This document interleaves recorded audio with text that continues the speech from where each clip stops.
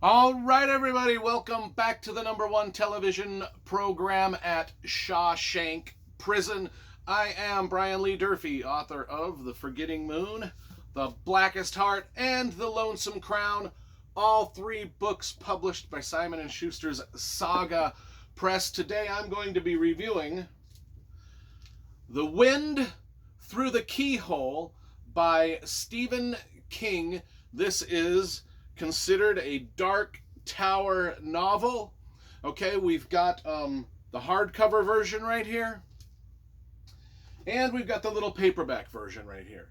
So, if you've been following my channel for any length of time, you know I'm reading and reviewing every single Stephen King novel in order of publication, and we are now to The Wind Through the Keyhole, which is sort of like a little novel that Stephen King slapped on to the Dark Tower series. If you want to know where it fits in the Dark Tower series, it comes right after.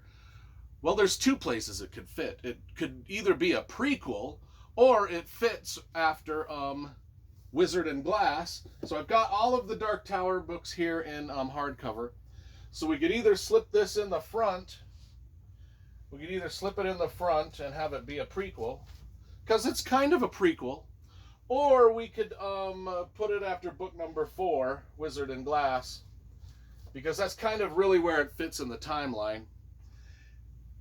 I don't want to explain all that. It's too confusing even for me. But let's just say it's a story within a story that ends up being the prequel to, but it's actually book 5. Hope that made sense. Anyway, now let's talk about the covers first, because you know I always talk about, I love graphic design and cover illustration, so we always go through. So I think that now the cover here on the hardcover was done by an artist named Rex Bonamelli, and it's just dark. You just can't really see it. Now the plastic cover I have over the book doesn't help, but it's just kind of dark and dimly lit.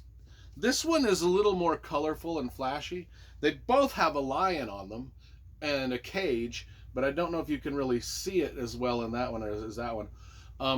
So I would probably give the nod of which one I like more to the paperback. And the paperback cover was done by an artist named Tony Morrow. Now, if we now I've showed you all of my hardcover Dark Tower books. Now the paperback Dark Tower books are pretty cool, and let me show you them. So we'll go over here. I'll put this one over here so we can see. But if we pan over here through my library, and we go over here to the paperbacks, we can see that the paperback versions, when you line them all up, they're like a continuous painting here that goes all the way through, but each individual book, you know, you pull a book out, and now The Wind Through the Keyhole matches over here, sort of, but not perfectly, but that's where it's supposed to go. But then we get so we get this big long painting. Book 1 through 4 has a big long painting, and then book 3 through 7 has a smaller painting. But you see how they all match? I think that's pretty dope. So I really like what they did with the paperback versions of this series. Anyway, let's talk about the book itself.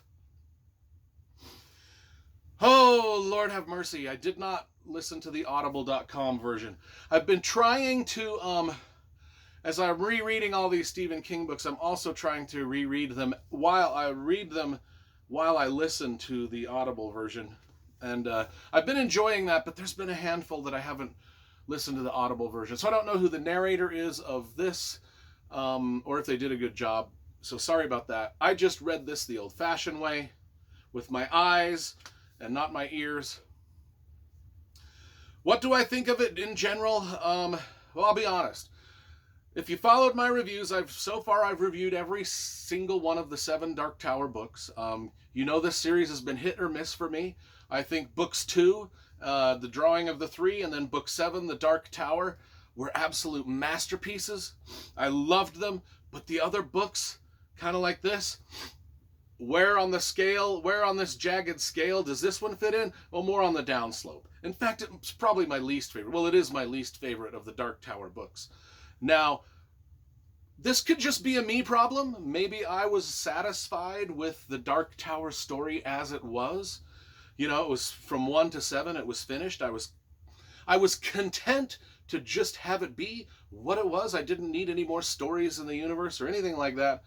But then Stephen King, he had other thoughts. He wanted to write this one. I can't Monday morning quarterback any of Stephen King's decisions. If this was what in his heart of hearts to write, then by God, he should write it. And that's that.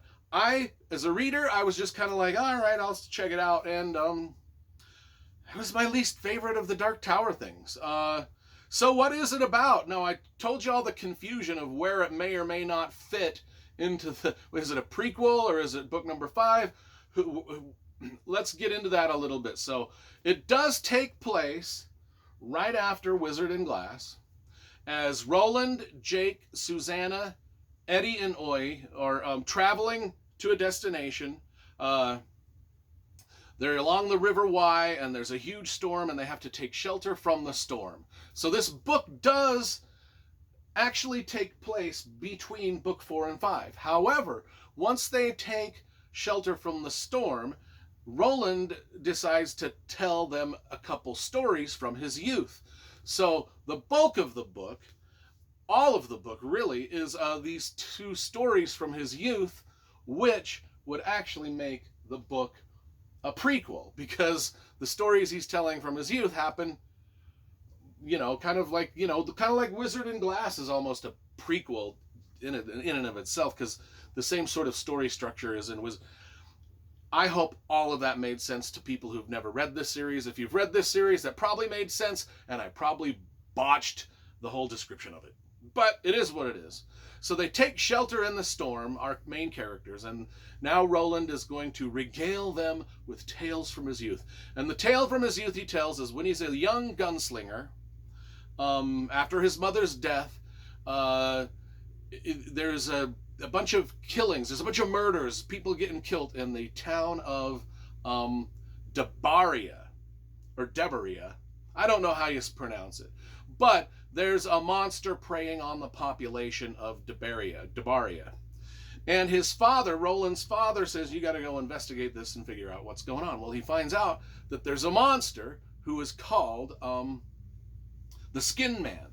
And the Skin Man is doing all the killings. All the people are getting killed because of the Skin Man.